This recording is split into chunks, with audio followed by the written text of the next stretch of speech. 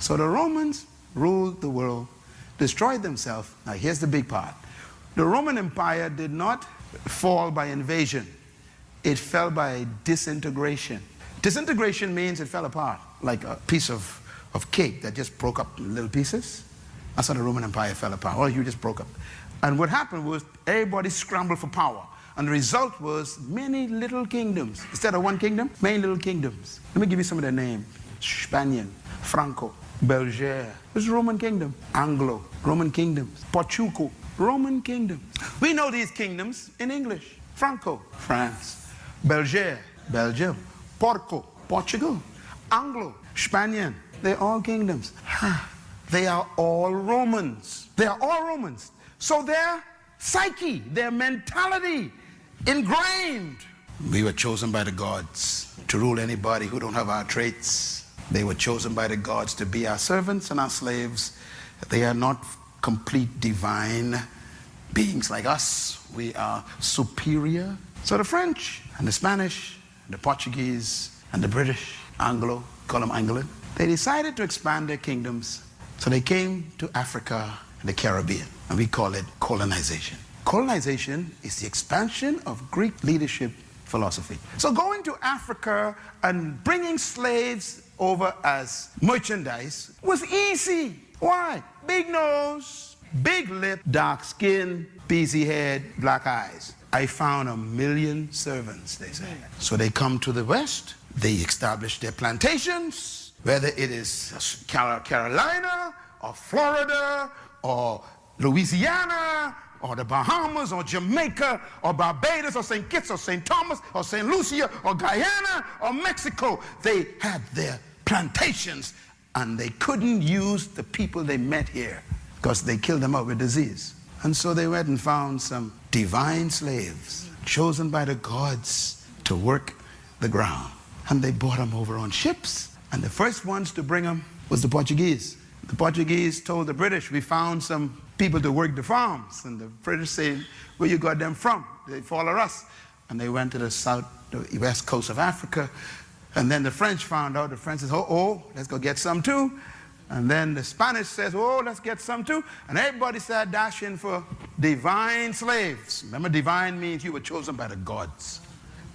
It's not racism. It's leadership philosophy. That is in the psyche of the system. Oh, I am here. You are here. Some of you of my pigmentation and millions of us here in the region because of a leadership philosophy. That's how important leadership is. If the blind lead the blind. We were being led. And they convinced you. Matter of fact, if you read the writings of the oppressor, they wrote things like this. They read the Bible on you. They said, now you must be good slaves. And they gave us Jesus. You wonder why, the black Muslims and people like that rose up? Because they even used Jesus as part of manipulation. Jesus said you must be nice slaves, and then you'll go to heaven. If you go to heaven, you'll get robe and shoes. You can't get them now because we ain't giving you none. But you get them and you get to heaven. So now so the slave in the farm starts singing, I got a shoe, massa, you got a shoe. All of God's children got a shoe, but I ain't gonna get mine until I go to heaven. I'll walk all over. See, in other words, you get yours now, massa. I can get mine when I go to heaven. All of that is brainwashing. Those songs that we used to glory and call Negro spiritual, you need to read the words of those songs. They are strong songs of conversion for your mind to make sure you never rise above.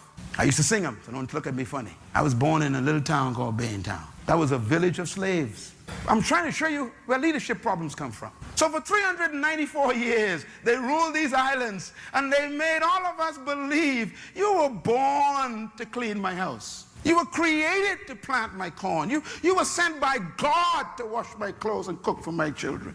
And so there we were stuck in the back room. Oh, by the way, you ain't got no charisma, so you must be seen and not heard. You see, that's part of the system. So you're supposed to work, but no one's supposed to see you. And so the little slave walk around the house cooking, and and they ain't supposed to be around when master got friends. See, the whole thing, psychological. That's why some of y'all are timid. You're so timid today, and you think you're cool. Timidity was taught. That is why when a man of my pigmentation speaks up, it makes them nervous, because you ain't behaving. Some of y'all wonder why they thought Martin Luther King was a problem. Because he was a black man talking loud. You ain't supposed to talk loud. Stay in your southern church, have church with a stained glass window, and shout by yourself. Don't come out here telling us we're wrong. That was the problem. It was a leadership problem. To tell Miss Rosa Parks that she's in the wrong seat was very natural for them. You don't understand. You say, there ain't no prejudice. This is the conditioning of the culture. You ain't supposed to sit here. Yeah, but I'm a human. You ain't no complete human. See? The gods told us where you're supposed to sit. In the back, they say.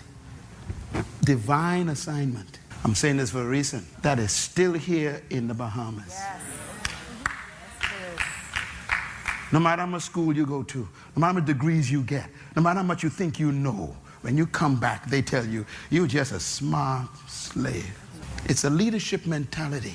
So now you know why Miles Monroe is angry. You see why I hate oppression? Because I got the truth. I love it. I love everybody. I like everybody. You know, I like everybody. But don't you ever imagine you're better than me.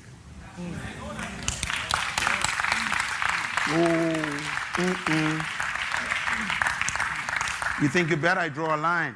Cross that. That's a Baintown talk. You don't know about that. And if a fella draw a line, that means fight start.